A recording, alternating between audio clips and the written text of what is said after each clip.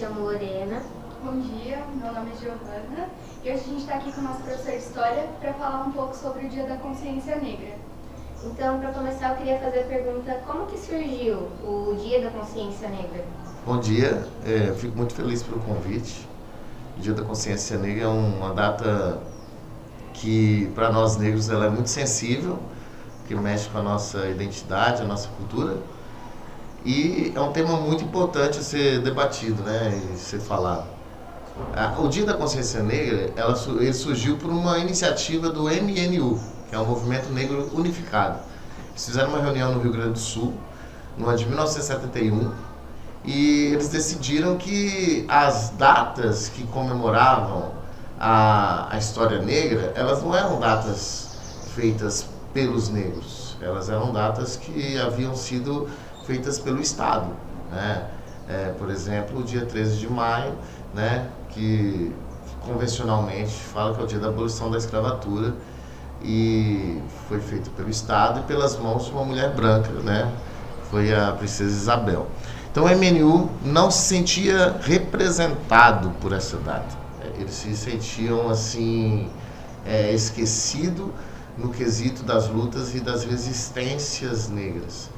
Então, nessa reunião que aconteceu em 1971 no Rio Grande do Sul, foi decidido que a data que realmente condiziria com a luta e a resistência negra seria a data em que o maior líder negro brasileiro foi executado, que foi o nosso líder Zumbi de Palmares, né?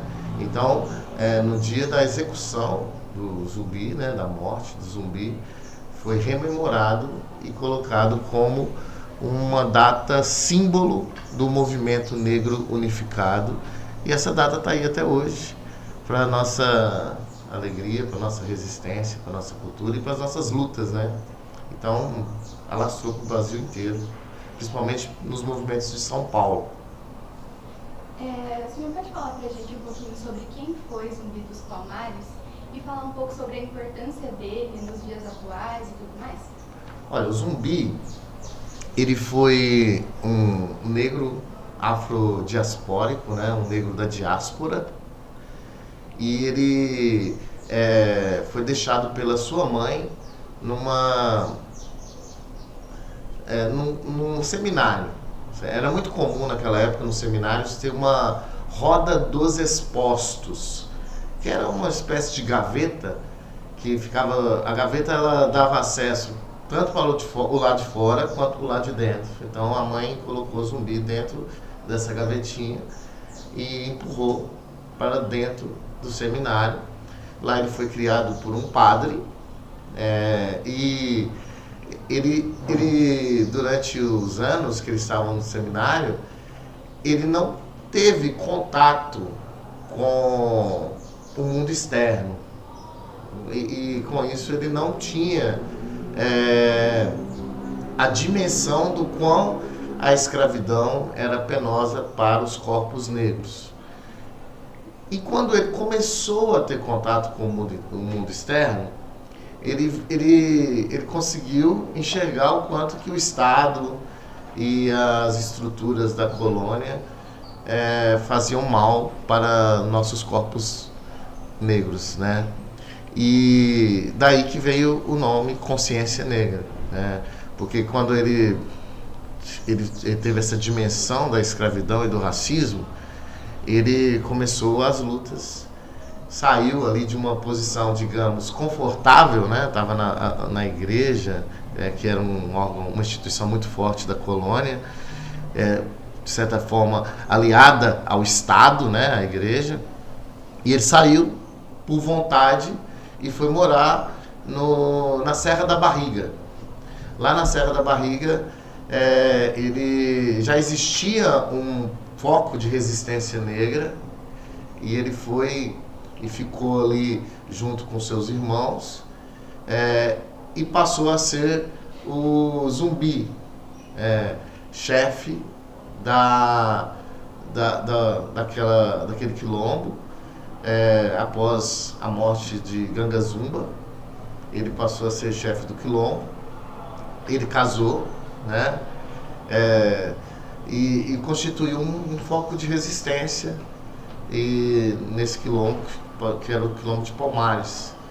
E a partir do quilombo de Palmares, esse quilombo passou a ser um símbolo que se alastrou por várias unidades quilombolas do Brasil. E Zumbi, infelizmente, por perseguição do Estado, ele veio a morrer, mas a memória dele está presente em todos nós, né? Eu costumo dizer que Zumbi ele nos deu a letra, né? Zumbi ele nos deu o caminho. Zumbi morreu fisicamente, mas o espírito de Zumbi ele povoa em todos os negros, e esse espírito é a razão para que nós possamos continuar na luta anticolonial, que é chamada de luta decolonial. Então o Zumbi vive, né? Vive em cada negro brasileiro, cada preto brasileiro, cada afrodescendente, cada afrodiaspórico. Então o Zumbi é esse sujeito que foi o líder do maior quilombo da história do Brasil, vítima do Estado, morreu, e que hoje nós rememoramos a resistência negra através da história de Zumbi. Assim, quando o Zumbi dos Palmares, porque, como o senhor falou, eu acredito que ele não tenha crescido como escravo em si, trabalhando e tudo mais. Quando ele começou a liderar os povos, assim dizendo, o povo que estava ali não ficou tipo, uma dúvida, porque ele não cresceu, ele não entende da nossa dor e tudo mais. Não houve, tipo, essa dúvida e tudo mais durante o período que ele estava liderando ali? Olha, eu acredito que não. Por quê? Nossa tradição afro nos fala que o corpo físico ele é apenas um instrumento dos nossos ancestrais. Então, eu não acredito que ocorreu dúvida por parte dos outros quilombolas a respeito do Zumbi, porque Zumbi carregava, né, dentro dele toda a ancestralidade, e isso era demonstrado através das suas atitudes de luta, de resistência. Eu creio que Zumbi ele causou e causa mais dúvidas para as pessoas brancas do que para nós pretos afrodiaspóricos. Porque as pessoas sempre vêm com esse papinho, né, que Zumbi não era isso tudo, que Zumbi escravizou, né, que é mentira. Nunca teve registro na história de nenhuma atitude que descredibilizasse a imagem de Zumbi. Com relação aos nossos irmãos pretos africanos, Zumbi sempre foi considerado uma liderança, porque ele era uma liderança, né? Mais cedo o senhor falou sobre a Lei Áurea, que ela aboliu a escravidão e tudo mais. Como que ela se relaciona com o Dia da Consciência Negra? Olha, eu vejo que a única relação que a Lei Áurea tem com o Dia da Consciência Negra é porque ela foi uma lei criada para negros, né? Eu acho que é a única relação. Mas ela não tem nenhuma outra relação com resistência. Ela tem relação com uma medida estatal para acabar com a escravidão, né? Mesmo assim, ela não conseguiu acabar, porque o principal e pior efeito da escravidão no Brasil é o racismo. E a Lei Áurea ela não deu condições para que os remanescentes ali dos antigos quilombos, eles se inserissem na sociedade. Então, e é muito importante a sua pergunta, por quê? Porque foram uma série de leis, entre aspas, anti-escravagistas no Brasil, né? Anti-escravidão, né? A lei do fim do tráfico negreiro, a lei do ventre livre, a lei dos sexagenários, a lei dos escravos da nação, que eram escravos que iam para a guerra, né, escravizados que iam para a guerra, que voltassem eles iam ter sua liberdade, e a Lei Áurea. Todos esses instrumentos estatais, né, nunca instrumentos que nunca representaram a luta do negro, representaram ali uma medida do Estado. Então, a única relação que existe é por se tratar do povo preto escravizado. Mas, para nós que somos afrodiaspóricos, afrodescendentes, nós não consideramos a Lei Áurea uma lei que nos represente, né? Porque ela não acabou com os efeitos da escravidão no Brasil. Então, o senhor acha que, por exemplo, a Lei Áurea ela foi criada mais para algum fim econômico ou para resolver algum problema que estava dando na época, já que estava tendo muita revolta e estava atrapalhando? Então, foi criada mais nesse contexto do que, de fato, para libertar as pessoas pretas da época? Porque mesmo depois da criação da Lei Áurea, a escravidão só foi, de fato, parar mesmo uns 100 anos depois, né? Sim. Olha, o mundo inteiro já estava abolindo, as colônias estavam abolindo o sistema escravista de seus territórios. Então, no mundo inteiro existia uma corrente que era baseada em correntes liberais, né, para que ocorresse o fim da escravidão.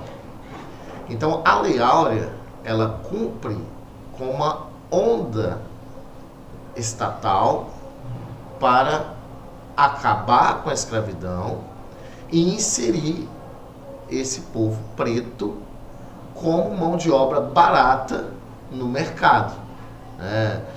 A Lei Áurea não tem nada de boa, né? A princesa Isabel era uma mulher boa, né? Não, a Lei Áurea ela teve foi regulamentada uma questão dos direitos humanos e do mercado, uma questão econômica. Ela não foi pensada de forma a acabar com os efeitos que o sistema escravocrata cometeu no mundo. Ela na verdade, ela só cumpriu com as ondas econômicas de trabalho e as pressões que existiam de países que já haviam feito o fim da escravidão. Sim, porque eu vi em alguns lugares que a própria princesa Isabel, ela era a favor da escravatura. Então ela meio que foi forçada a criar a Lei Áurea porque estava afetando a economia brasileira da época. Concordo plenamente. Olha, eu costumo dizer o seguinte, que quem não foi escravo ou teve família com descendentes de povos africanos escravizados, tem as mãos sujas de sangue, né, nesse país. E eu não acredito que alguém da colonialidade pensasse no fim da escravidão se não fosse por uma imposição maior. Como você mesmo disse, a princesa Isabel tinha escravos, né? A princesa Isabel ela fez isso por uma pressão internacional, não foi por bondade, né?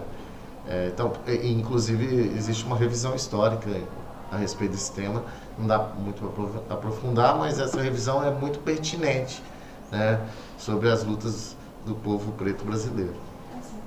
Na opinião do senhor, quais foram as principais lutas que influenciaram para o Dia da Consciência Negra, as principais revoluções que fizeram de fato acontecer o Dia da Consciência Negra? Eu acho que a principal revolução foi uma revolução interna, subjetiva, do povo preto, de não aceitar aquela condição de desumanização. Essa foi a principal luta. Foi a dimensão da consciência que sempre nós, povos pretos, tivemos. Que não seria diferente, porque eu nunca vi na história alguém que falasse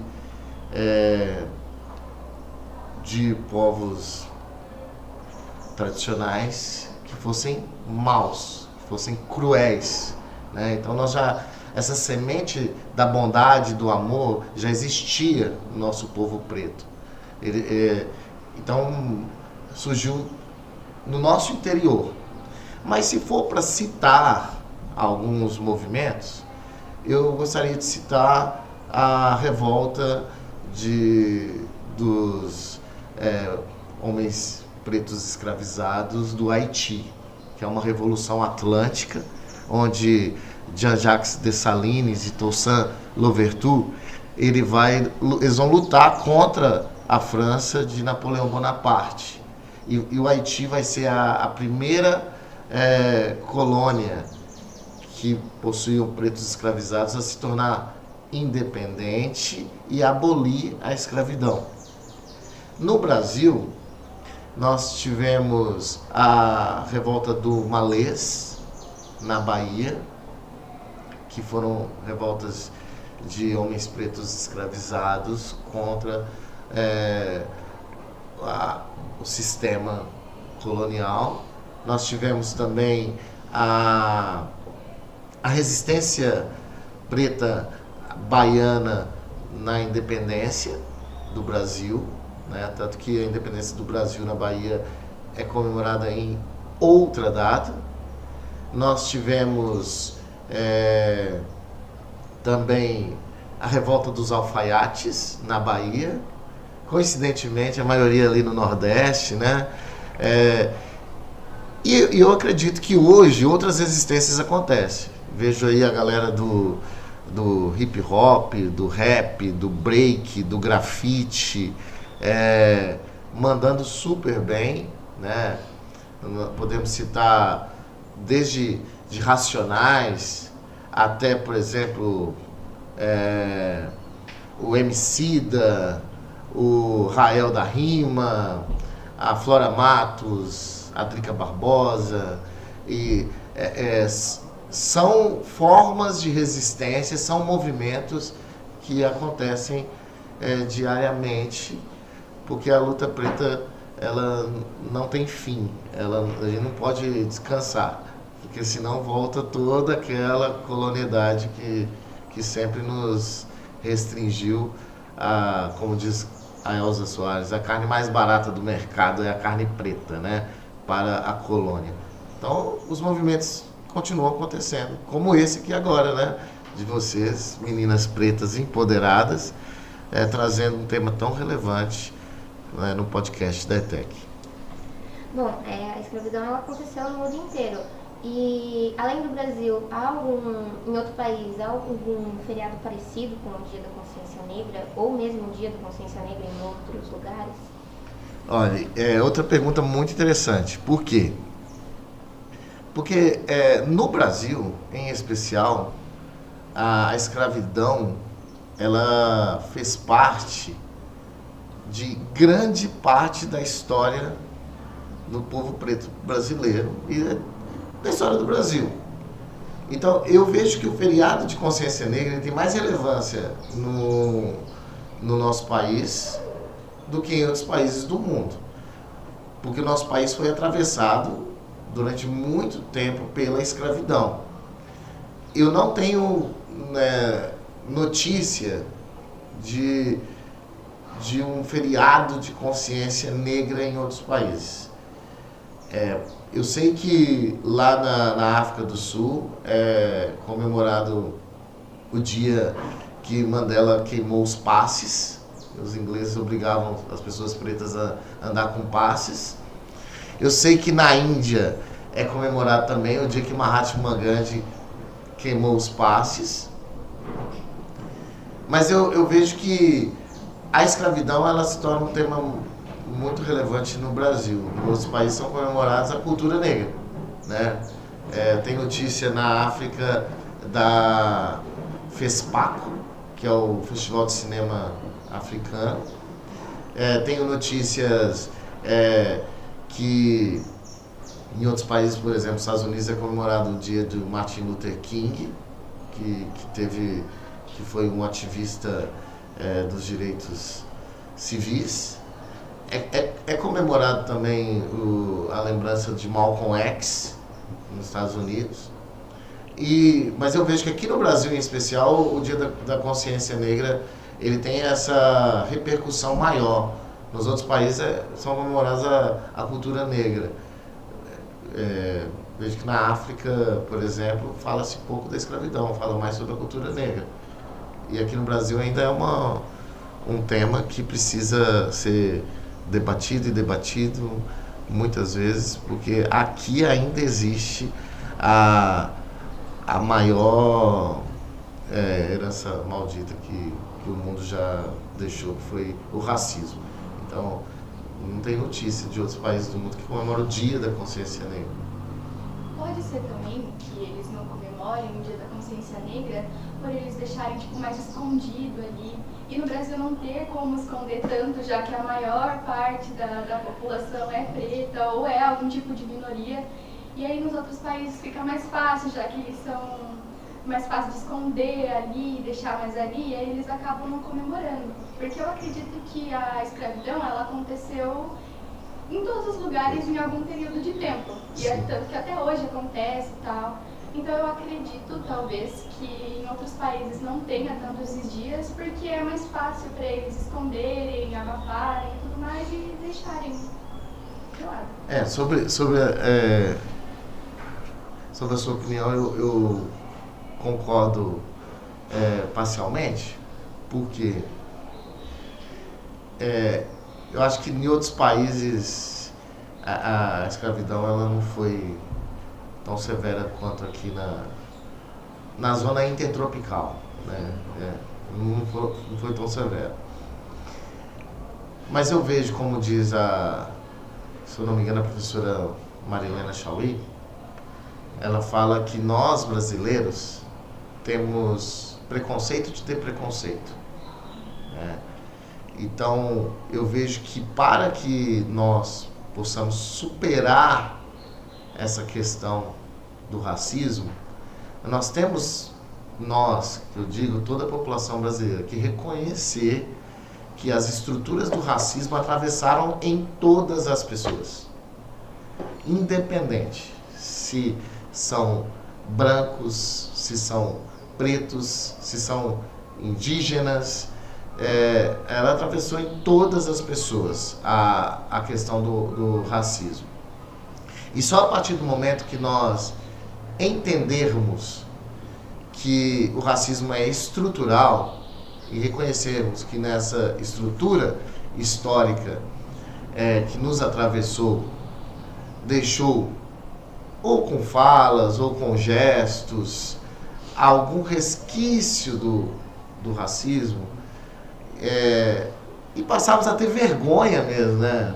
Principalmente a população branca, né? Ter vergonha e não justificar, meu melhor amigo é preto, foi só uma piadinha, essa palavra saiu sem querer, né?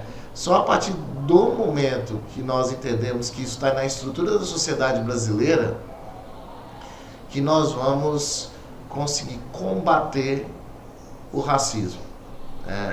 Então, aqui no Brasil, ainda existe essa coisa de que é mimimi, não é racista não, foi só uma brincadeira, né? Eu acho que tem que entender que isso é estrutural e tem que ser combatido. Talvez os outros países já entenderam isso, né? Eu vejo que, por exemplo, na Alemanha, eu tenho amiga que mora na Alemanha, ela fala que o alemão morre de vergonha do passado do nazismo. E eu vejo que aqui no Brasil ainda se leva muito no campo da brincadeira, do racismo recreativo. Eu acho que quando as pessoas entenderem que isso é um crime, e que isso é um crime tanto do ponto de vista jurídico quanto moral, né? E estatal, porque é estrutural, aí isso pode, de fato, começar a acabar.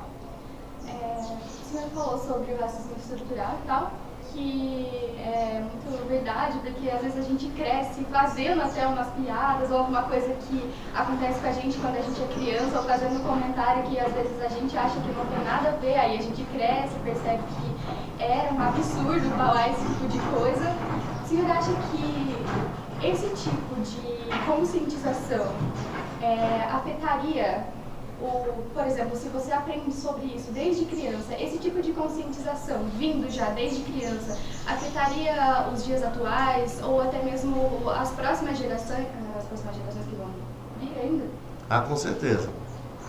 Olha, o racismo, a luta antirracista, ela tem que ser didatizada em todas as salas do Brasil. Ela tem que ensinar jovens a serem antirracistas. Eu acredito que a estrutura da educação nacional, ela não interfere no racismo. Então, por isso é importante, nós já temos avanços, como a Lei de História e Cultura Africana, já temos avanços, mas ela ainda foi só uma lei, não foi colocada em prática. Vou dar um exemplo bem rápido, 2 exemplos. Primeiro, vou pegar como exemplo Itapeva. Itapeva já foi uma capitania hereditária, onde o Estado português dividiu a terra entre membros da elite. Então já existe uma questão econômica na formação de Itapeva. Itapeva já foi uma redução indígena, então aí já existe uma questão moral, cristã, e tudo aquilo que a moral cristã trouxe, como por exemplo a heteronormatividade cristã e também o monopólio do cristianismo sobre essa terra. Então outras religiões não entravam facilmente aqui, como as religiões afro-brasileiras e indígenas. Itapeva foi um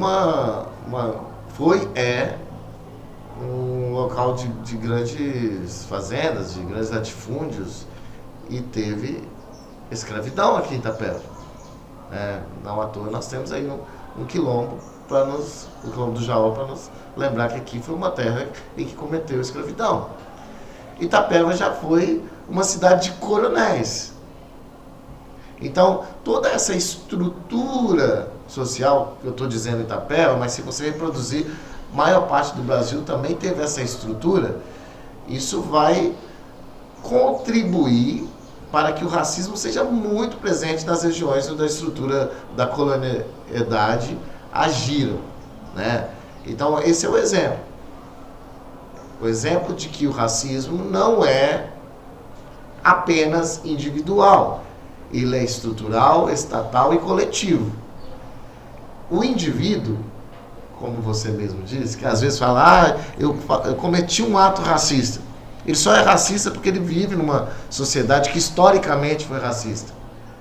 E que são atravessados por questões de classe, raça e gênero, né? Então, se nas escolas ensinasse o quanto que as estruturas sociais elas contribuem para a continuidade do racismo, seria a partir daí uma dimensão de antirracista, né? Porque aí se refletiria do quanto que o racismo ele é presente nas estruturas sociais, coisa que não acontece, né? O que acontece hoje, eu sou professor de história, que nós estudamos apenas os fatos, não temos uma história crítica, uma história problema, uma história em cima de problema. Então nós temos que ter essa história crítica, de reflexão, de mostrar aconteceu isso, isso e isso na história do Brasil e hoje nós temos que agir sobre isso, isso e isso.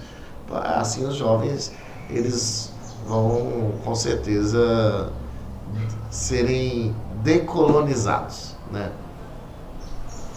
Bom, boa parte das pessoas afrodescendentes nas escolas já podem ter recebido algum apelido ou até mesmo ouvido piadinhas inofensivas disfarçadas de racismo, assim. E se o Dia da Consciência Negra ele for abordado nas escolas, então a taxa pode diminuir dessas piadinhas inofensivas? Elas são muito ofensivas. Nós que somos pretos, eu falo que eu não sou preto desde ontem, né? Eu sou preto desde pequeno, né? Com certeza. O Dia da Consciência Negra é muito importante ser trabalhado nas escolas. mas tem que se trabalhar todo ano. Tem que se trabalhar todo ano em todas as matérias. Por exemplo, vai ter aula de inglês, tem que trazer os discursos de Martin Luther King, tem que trazer os discursos de Malcolm X, tem que trazer o que foi o Black Lives Matter, o que foi o Apartheid. Não é porque é inglês que não vai falar de consciência negra. Tem que falar. Vai falar em biologia?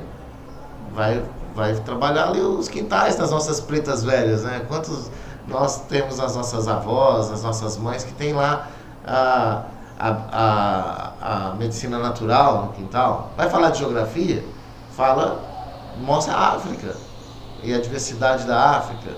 Matemática, a etnomatemática. Vai trabalhar na educação física, os jogos, as danças. Traz lá a capoeira, o break, né? Traz as celebrações afrodescendentes. Vai falar em português? Nossa, quanto de literatura boa que tem, né? Na língua portuguesa. Pode trazer também um rap, pode trazer uma música afro. Vai falar em todos os campos. Dá para se falar sobre consciência negra. História principalmente, né?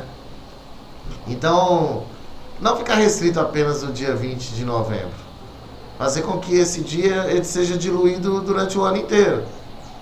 E outro aspecto que eu gostaria de colocar para vocês. Nós, pretos, nós somos a minoria ainda nas escolas. Por quê que nós somos a minoria? Porque nós, pretos, ainda sofremos com a questão da desigualdade social. E muitos jovens pretos deixam de estudar para trabalhar. Então, é importante que esse dia seja diluído e refletido ao longo de todo o ano, né? Que tenha efetivamente o respeito à lei de cotas. Estamos aqui com a professora Denise e eu, que fazemos parte das bancas de heteroidentificação, de cotas. Aqui no Minas tem cota, mas quantos meninos e meninas pretas entram de fato? É muito pouco, né? Continuar aí com as políticas públicas, continuar com as aulas, porque só assim que o racismo vai acabar, né? Só assim que o racismo vai acabar. Porque quando a gente, por exemplo, aprende alguma coisa sobre a cultura de fato, quase nunca é engrandecendo ela. Por exemplo, quando a gente estuda sobre a África, é sempre alguém passando fome ou um lugar super pobre que não tem nada. E a gente acaba esquecendo de ver as coisas boas que tem. A gente só olha pro lado ruim, para as coisas negativas que tem. Então, você acha que isso também pode ser algum reflexo do passado, ensinarem hoje sobre a África e mostrarem só as partes negativas dela, mostrarem só a parte das pessoas passando fome? Não que isso de fato seja mentira, mas não é só na África que acontece isso. Em todos os lugares tem alguma necessidade e eles, só que lá em específico eles abordam mais. A estrutura da educação brasileira ela foi uma estrutura embranquecida. É um projeto da branquitude, a estrutura da educação brasileira. Pegar historicamente, nós temos, por exemplo, a branquitude criando escolas de belas artes, que só frequentavam pessoas brancas. Depois criou uma educação patronal e técnica, onde só ensinava as pessoas pobres a assinarem o nome para assinar no registro da carteira de trabalho. Aí depois nós tivemos a estrutura técnica, que ela serviu para poder levar mão de obra qualificada para os empresários. E só em 1988, com a Constituição Cidadã, que nós passamos a ter a obrigatoriedade do ensino de história africana e indígena nas escolas. Abriu-se para a diversidade. Então, isso é pouco tempo, né, de fato, de se estudar história e cultura africana e indígena nas escolas. Então, o que você disse ainda é um reflexo do projeto de educação criado pela Branquitude. Acredito que a partir das leis, dos pactos antirracistas, nós começamos a ter um pouquinho mais de protagonismo preto na sala de aula. Mas é um pouquinho ainda, né? É muito pouco. A maior parte dos manuais, dos livros didáticos ainda retratam o povo preto como escravizado. E para uma criança, que ela cresce nesse meio, aí ela começa a conviver, e aí tem uma determinada idade que ela com certeza vai começar a sofrer e tal. Como que o senhor recomendaria a gente explicar para essa criança o que estaria acontecendo com ela e que provavelmente ia acontecer com ela pro resto da vida dela agora, a partir daquele momento? Como que ela lidaria com a falta de representatividade, por exemplo, numa sala de aula, que às vezes tem 2 pessoas pretas, que às vezes tem uma pessoa preta só? Nossa, essa pergunta mexe muito comigo. Eu tenho uma filha de 1 ano e 4 meses. A minha filha Isis Maria, eu e minha esposa somos um casal preto. Temos uma filha preta, Isis Maria. Eu acho que o primeiro passo é quando a mãe vai matricular.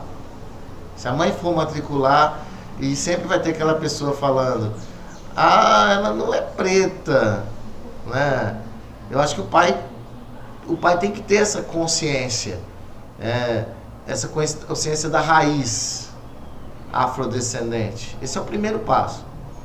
Segundo, nas escolas de educação infantil, muitas delas ainda não fazem educação étnico-racial de forma lúdica.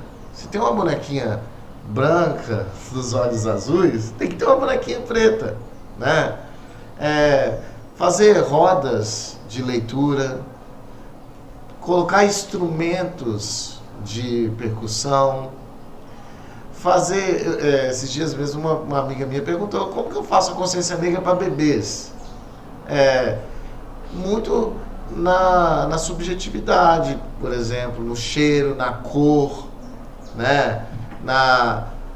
Nos desenhos. Então, educar racialmente, né? Um letramento racial, ela começa na primeira infância.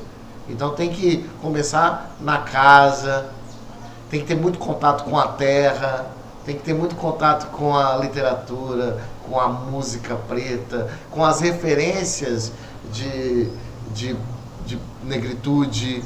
Então, desde criança, é importante que essas referências sejam apresentadas. Porque no modelo educacional que nós temos, as referências que são apresentadas são só referências brancas. Então, é um trabalho dos educadores antirracistas, como também um trabalho da família, para que comece desde pequeno essa identidade. Só vai acontecer quando as referências forem apresentadas o tempo todo, não só referências brancas, referências afro também. Normalmente em sala de aulas a gente vê bastante alguns tipos de brincadeira racista e tudo mais.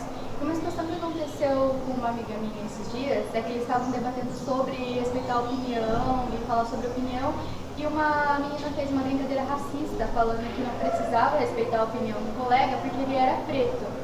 O que o senhor acha a respeito desse tipo de brincadeira que fazem em sala de aulas e tudo mais? Olha, primeiramente eu vou ser bem técnico para poder falar sobre isso.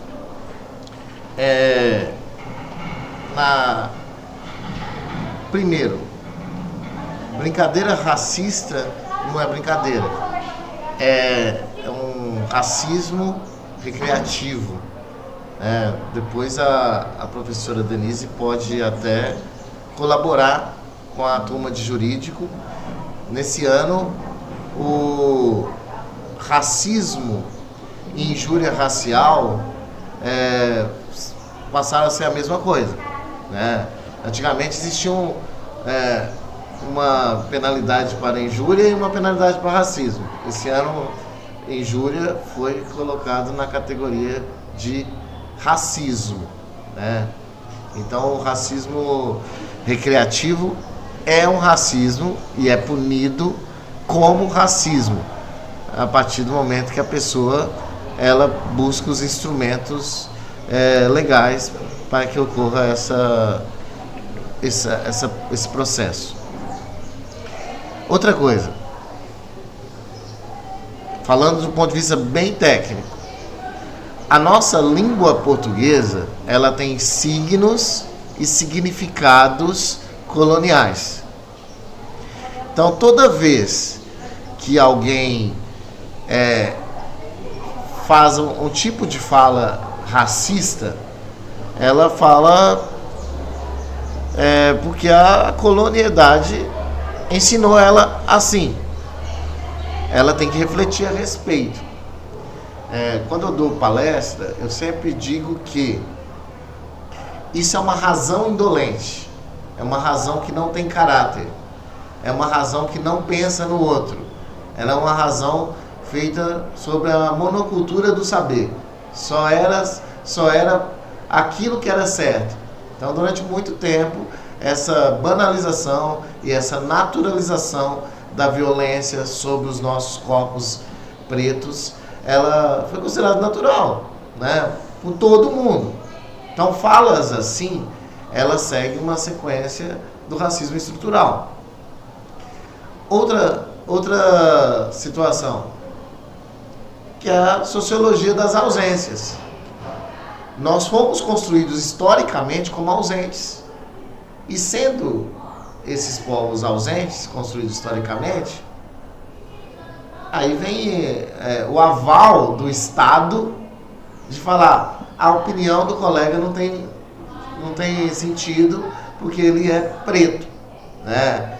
Então, essa sociologia das ausências, ela tem que ser substituída pela sociologia das emergências. Ela tem sentido, sim, né? A opinião do colega tem sentido, sim. É importante que ele fale, porque a ele e a família dele foi negado historicamente o direito de falar. Outro ponto técnico, que é a prolepse e a metonímia, que são duas figuras de linguagem da língua portuguesa. Uma que antecipa e outra que restringe. Então, vamos lá. Falas como de antecipação. Oi, Camille, você sabe sambar? Isso é um estereótipo, né? É criado um estereótipo. Por que todo preto tem que saber sambar?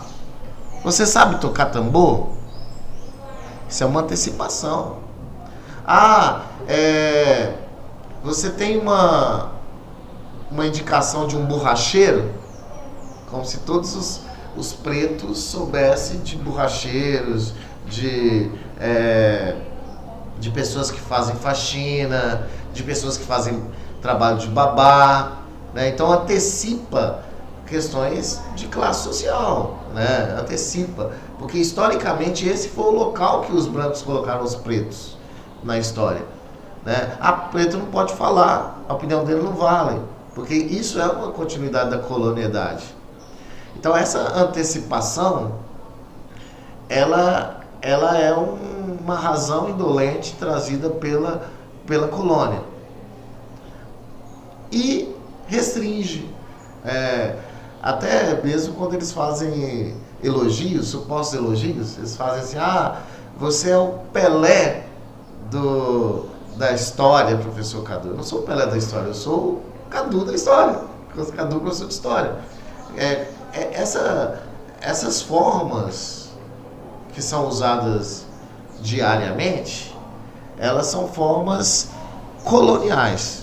Então, do ponto de vista técnico, acabar com a razão indolente, acabar com a sociologia das ausências e trazer uma sociologia das emergências, acabar com o racismo recreativo na fala e trazer uma multiculturalidade na fala. Eu mesmo já sofri várias situações desse sentido. Por exemplo, uma vez eu estava no pub com uma garrafa de vinho e com um pratinho de queijo. Aí a moça parou e falou assim: você veio trazer pra gente? Me confundiu com o garçom.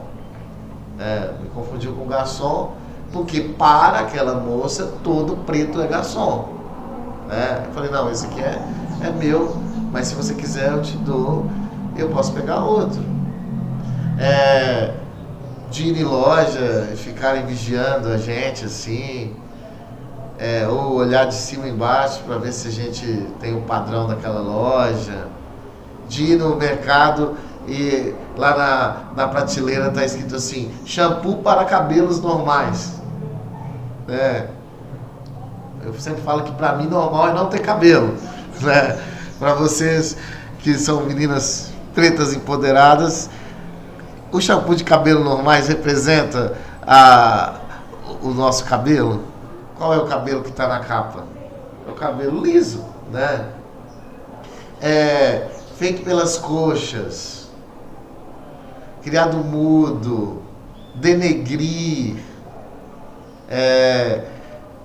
várias falas coloniais que são reproduzidas e naturalizadas diariamente, onde as pessoas nem refletem sobre esses termos racistas, e com isso eles continuam reproduzindo.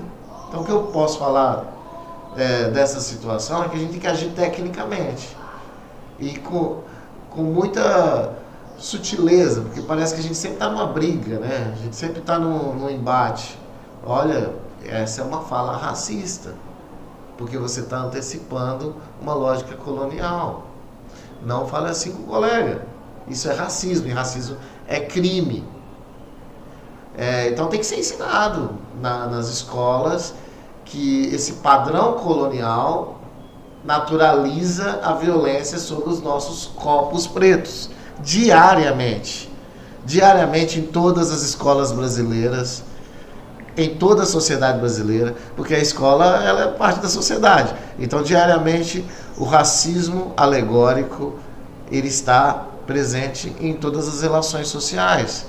Então nós pretos devemos sim falar, olha, isso é racismo, não faça isso mais, isso é crime.